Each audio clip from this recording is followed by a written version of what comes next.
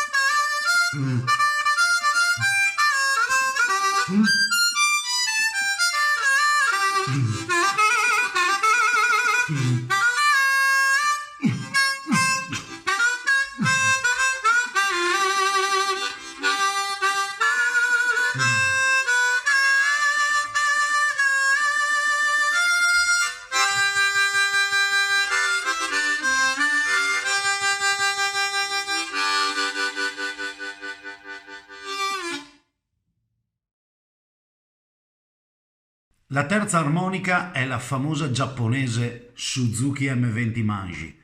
Il corpo è in resina con il 50% di fibre di legno, le ance in fosforo bronzo accordate a laser. Sentiamo il suono.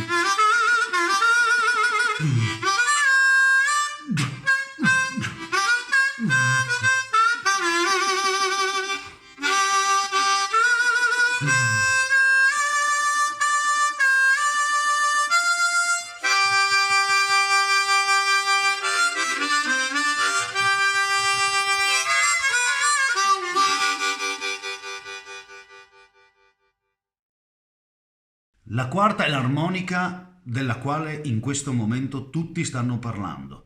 Arriva dalla Sud Corea, da un'azienda che si chiama Double e la Noble, quella con il corpo in acero laccato e le ance in fosforo bronzo come l'altra orientale, la Suzuki.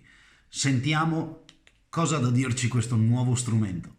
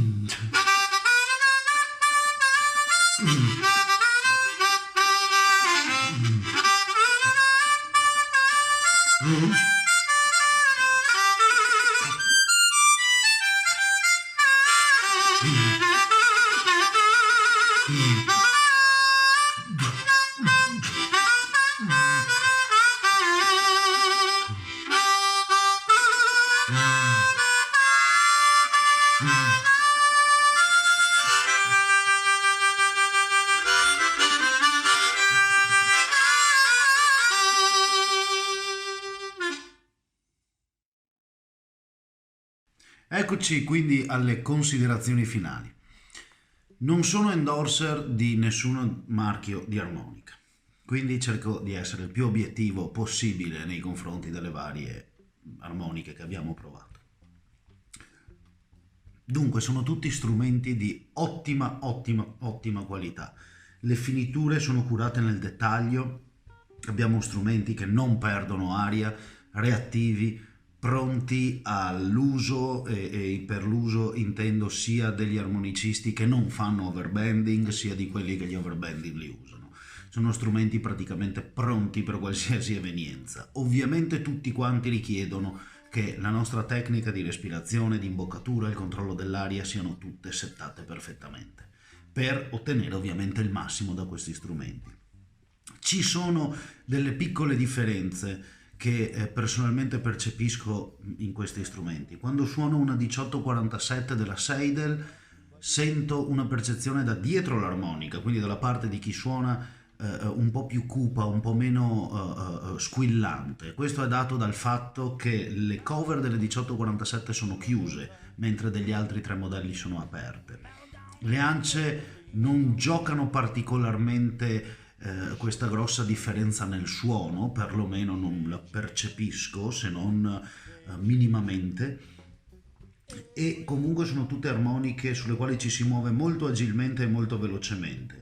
L'unica cosa è che in ordine di grandezza dalla più piccola alla più grande troviamo la crossover, poi la Manji e la Noble e infine la 1847 che è un bel po' più grande degli altri strumenti. Quindi questo significa che se siamo utilizzatori di marine band o di special 20 dovremmo adattarci un attimino a suonare le 1847 e viceversa, e troveremo nelle Manji e nelle Noble della Double un compromesso sulle dimensioni che probabilmente ci aiuterà ad avvicinarci a questo tipo di armoniche di alta classe.